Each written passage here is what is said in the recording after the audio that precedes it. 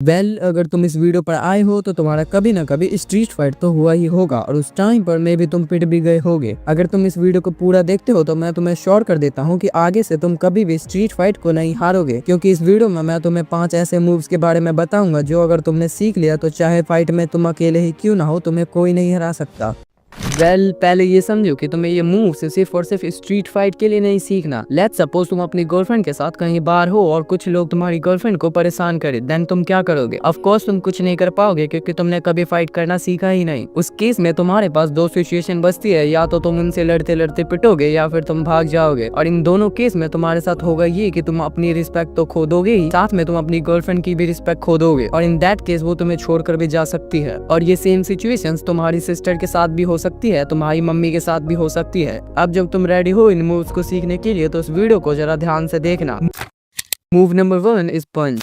पंच एक बहुत ही easy and effective moves है अगर तुम इसे सही से करते हो तो। तुम्हें पंच ऐसे नहीं करना जैसे तुम यूएफसी में देखती हो, क्योंकि वो एक रिंग फाइट है और यहाँ पर तुम स्ट्रीट फाइट में होगे। तुम्हें पंच अपने ओपोनेंट की हमेशा सेंसिटिव जगह पर मारना है, लाइक चेस्ट एंड जॉ, क्योंकि अगर तुम ऐसी जगह पर मारते हो तो तुम्हारे ओपोनेंट को बहुत डैमेज होगा और मे बी वो एक ही पंच में नॉकआउट हो जाएगा। तुम्हें एक बात याद रखना है कि इस पंच को परफॉर्म करते टाइम तुम अपने हाथ को पीछे मत ले जाना और अपना पूरा पोटेंशियल और पावर लगाने की कोशिश मत करना, क्योंकि अगर तुमने ऐसा किया तो मे बी तुम्हारा ओपोनेंट तुम्हारा रिएक्शन देखकर तुम पर फर्स्ट अटैक कर सकता है, और अगर वो एक से ज्यादा हुए तो तुम भी जानते हो तुम्हारे साथ क्या होगा। अब तुम बोलोगे कि अगर हमने अपना पूरा पोटेंशियल नहीं लगाया तो उसको डैमेज कैसे पहुंचेगा, तो चलो मैं बताता हूँ। तो फर्स्ट अपनी बॉडी को बहुत काम रखना और ढीला रखना, और जैसे ही मौका मिले सीधा पंच कर देना। और हमेशा याद रखना ये चीज तुम्हें बहुत ही क्विकली करना होगा, पर अगर तुम्हारे पंच में दम नहीं होगा तो तुम्हारे ओपोनेंट को डैमेज भी नहीं होगा। और अब जब तुमने फर्स्ट अटैक किया है तो तुम जानते हो कि तुम्हारे साथ क्या होगा, इसीलिए तुम्हें इस पंच की प्रैक्टिस करनी होगी, जिसके लिए तुम एक टब में राइस को भर सकते हो और उस पर धीरे धीरे पंच कर सकते हो और बाद में जाकर अपने मूवमेंट को फास्ट कर सकते हो। फिर जब लगे कि मेरा पंच अब काफी मजबूत हो चुका है तो तुम इसे वॉल पर ले जाना और वॉल पर प्रैक्टिस करना, पर ध्यान रखना अपने हाथों को मत तोड़ लेना। Move number 2 back spinning elbow strike. ये थोड़ा एडवांस मूव है। फॉर एग्जाम्पल तुम्हारे ओपोनेंट तुम पर अटैक करता है और तुम उसे डिफेंड कर लेते हो। डिफेंड करने के बाद अपने बॉडी को पूरा रोटेट करके एक एल्बो स्ट्राइक तुम उसके जॉ या उसके बैक हेड पर मार सकते हो। याद रखना ये स्ट्राइक भी बहुत पावरफुल है और इफेक्टिव भी है। इसकी मदद से तुम्हारा ओपोनेंट एक ही मूव में नॉकआउट हो जाएगा। ओवरऑल अगर तुम अपनी बॉडी को रोटेट करके मारते हो तो ऑफकोर्स इसमें बहुत पोटेंशियल होगा। ऑफकोर्स इसके लिए भी तुम्हें प्रैक्टिस करना होगा, क्योंकि बिना प्रैक्टिस के तुम इसे परफॉर्म ही नहीं कर सकते। पर इस मूव के लिए तुम्हें स्ट्रेचिंग की भी जरूरत पड़ेगी। ओवरऑल तुम्हारी पूरी बॉडी अच्छे से स्ट्रेच रहनी चाहिए, तभी तुम इस मूव को अच्छे से परफॉर्म कर पाओगे। मूव नंबर 3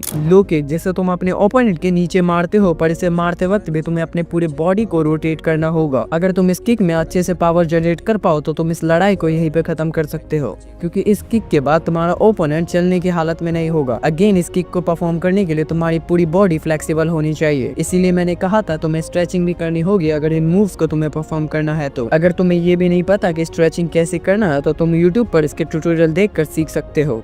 इस किक को परफॉर्म करने के लिए भी तुम्हें प्रैक्टिस की जरूरत पड़ेगी ताकि इस किक को तुम अच्छे से परफॉर्म कर पाओ, पर इसके लिए तुम्हें पंचिंग बैग की जरूरत पड़ेगी और मुझे पता है तुम्हारे पास पंचिंग बैग भी नहीं होगा। तो तुम इसे परफॉर्म करने के लिए किसी सॉफ्ट जगह पर अपने पैरों को धीरे धीरे से मारने से स्टार्ट करना और देन तुम इसमें परफेक्ट होते जाओगे, क्योंकि always remember practice makes perfect. Move number 4 इस पंच का मुझे नाम तो नहीं पता है, बट ये बहुत ही इफेक्टिव पंच होता है अगर तुम इसे सही से यूज करते हो तो। मुझे पता है ये पंच तुमने कभी ना कभी किसी पे ट्राई तो किया ही होगा, बट तुम इस पंच को सीरियस सिचुएशन में भूल जाते हो। पर नेक्स्ट टाइम से तुम्हें इसे भूलना नहीं है और इसे अच्छे से परफॉर्म करना विद फास्ट मूवमेंट। और याद रखना इस पंच को भी तुम्हें अपने ओपोनेंट के सेंसिटिव जगह पे मारना है, लाइक चेस्ट और रिब। अगर तुम इस पंच को अपने पूरे पोटेंशियल के साथ मारो तो तुम्हारा ओपोनेंट चाहे कितना ही बड़ा और ताकतवर क्यों ना हो, वो सामने वाला ढेर ही हो जाएगा।